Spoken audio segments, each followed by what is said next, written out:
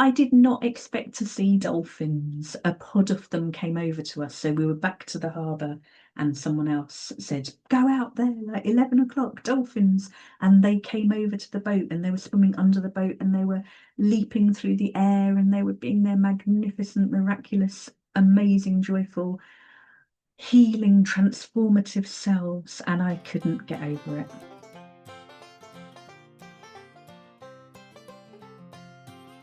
Hi, I'm Eve Menezes Cunningham, and you're listening to the Feel Better Everyday podcast.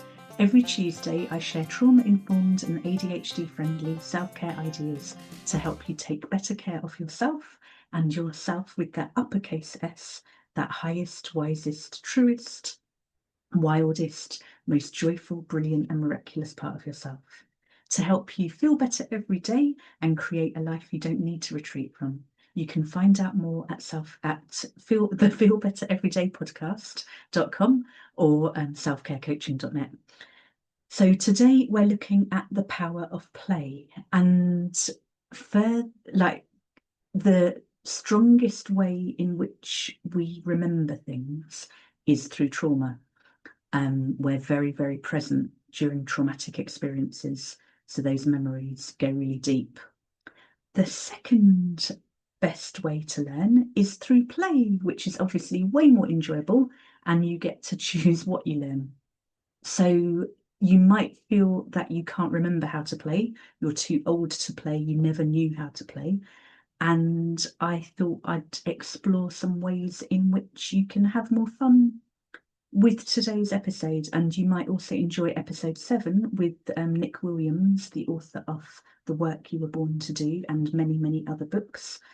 He's talking about how play has become so important to him in terms of helping like kind of business leaders do their best thinking and being creative. But ultimately, play is restorative, it's fun, it's healing. We play with others, we co-regulate.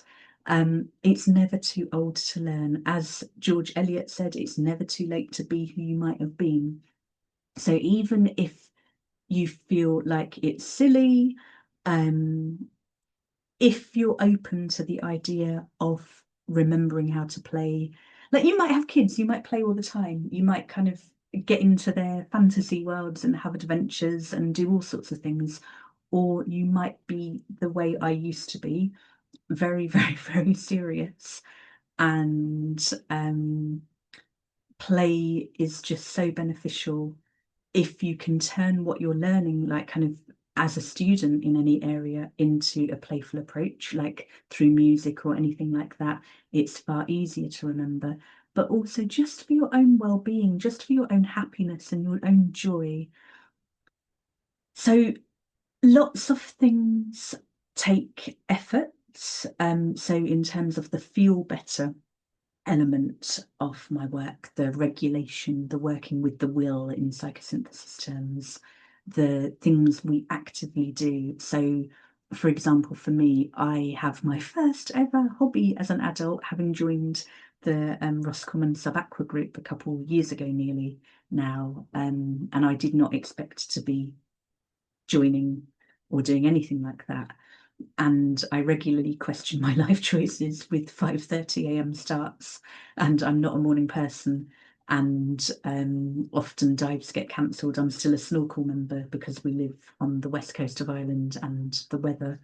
But I know without a shadow of a doubt that while I was already playing in the water with my sea swims and my pool swims and my underwater handstands, learning to snorkel has changed my life. It's incredible. And to see the seaweed, let alone the crabs and the fish and the dolphins that I got to see a few weeks ago out on the boat, never experienced anything like it. And it really, like, I wanted to anchor that sensation of awe and wonder. And I realised that the dolphins I would never have seen had I not kind of encouraged myself quite sternly. I'm not going to say forced myself, but to get back on the boat after I'd got so seasick previously. And I'm not the most elegant person getting on and off of boats, like walking along. I nearly broke my toe getting onto a yoga mat to teach a class a few weeks ago. I'm not the most graceful person, so other people seem to leap on and off more easily.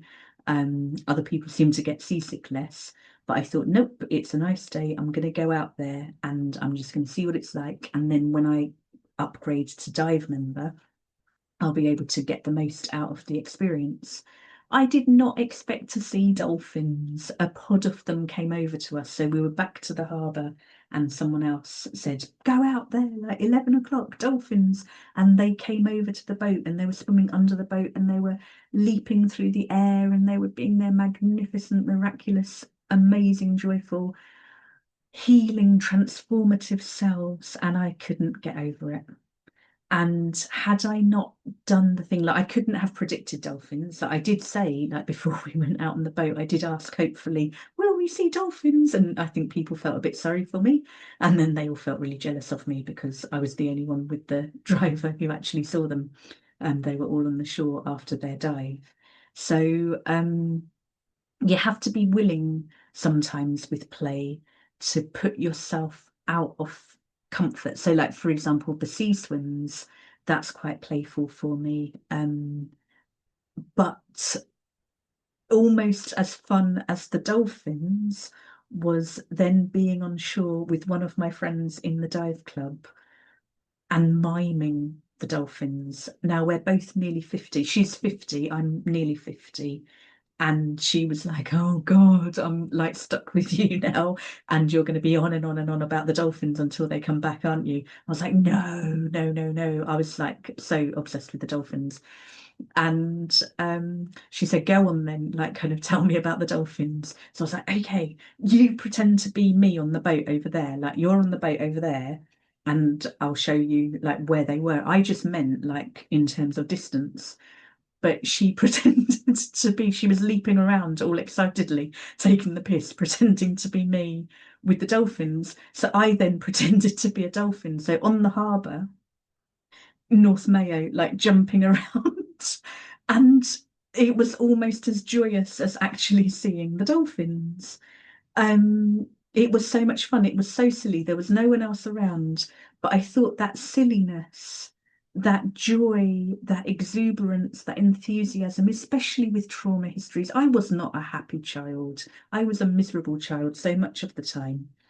And I feel more joyful now connecting with my inner child and all the healing I've done. And it's never too late. You're never too old.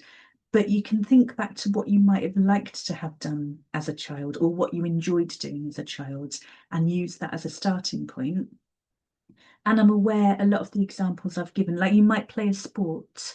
The time as a child I do remember having fun was when we lived in America for a year and there were loads of kids in the neighbourhood and we'd play like impromptu little games of baseball out in the street.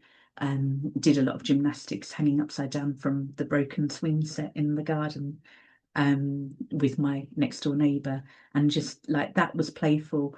But I don't remember anything like that in London or Essex. But it's never too late. It's never too late at all. And if you are thinking you don't have the energy to play or to go on boats that you're scared of, or whatever it might be for you, let yourself be better. So have that acceptance, have that love for yourself, like working with the love archetype in psychosynthesis. Accept where you are right now. I used to be there. I know what it's like. If someone had said to me, play more, I'd have been like, fuck off. Because it can feel really painful to see other people enjoying themselves and having a great time when you're in so much pain and just barely getting by. So just let yourself, if you're in that be better phase, not to think about what you have to do or what you should be doing or anything like that, but let yourself to maybe even imagine what play might look like for you at some point in the future. Know that how you're feeling right now, there's no need to argue with reality. You're perfectly fine. You're doing amazingly. It might be that you pull the duvet over your head and imagine making a duvet fort, or imagine like reading can be playful, watching a film, games, like there are so many different ways. But if it feels too hard, know that that's normal, and know that the more safety you can create, the more at ease you can feel. And I mean, unfortunately, we don't live in a world where everyone has safety and clean water, food, shelter, all of it. That like if we were all safe and welcome and loved, everyone would be able to thrive, everyone would be able to play, everyone would be able to activate that most creative, high vibe way of living. When you're not there, don't beat yourself up about it. Just notice little ways in which you might play with your food, like kind of make silly faces. I often, with mashed potato and beans and vegan sausages, make a silly face, or just little things that might make you smile, little things, but experiment, do what feels good for you. And think about the impact on your remembering how to play on others. So, for the do better phase, thinking about the impact if you have children, if you have small children, older children might be embarrassed, but let them. Think of like the impact on your wider family, on your organization, your community, the world at large.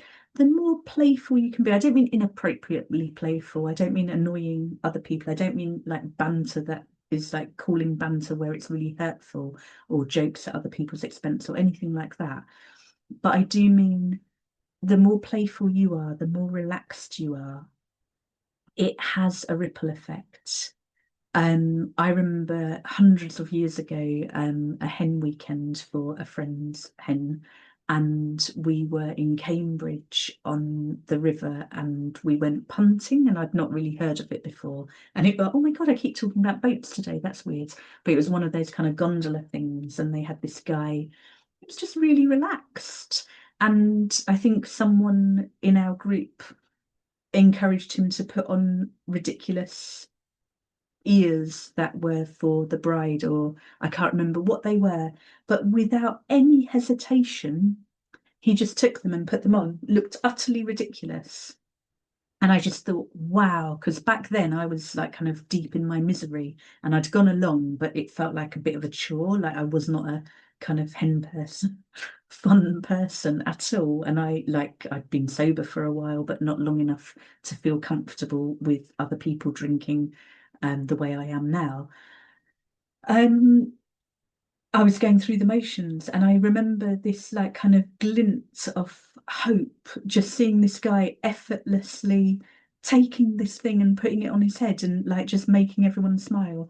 And play is transformative.